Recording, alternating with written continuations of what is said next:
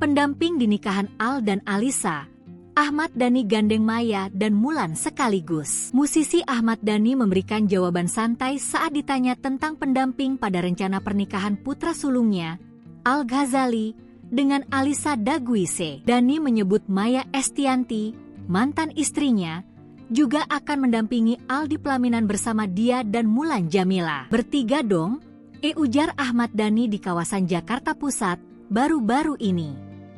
Sebelah kanan Maya, sebelah kiri Mami Mulan, tambah Dhani. Pernikahan Al Ghazali dan Alisa Daguise rencananya akan digelar pada Juni 2025. Dhani hanya mengungkap bahwa pernikahan tersebut akan berlangsung selama 2 hari dan disiarkan langsung oleh salah satu televisi swasta. Dhani memastikan pesta pernikahan tersebut akan digelar secara meriah. Selain itu, Dhani juga mengonfirmasi bahwa acara pernikahan Al dan Alisa akan menggunakan adat Jawa.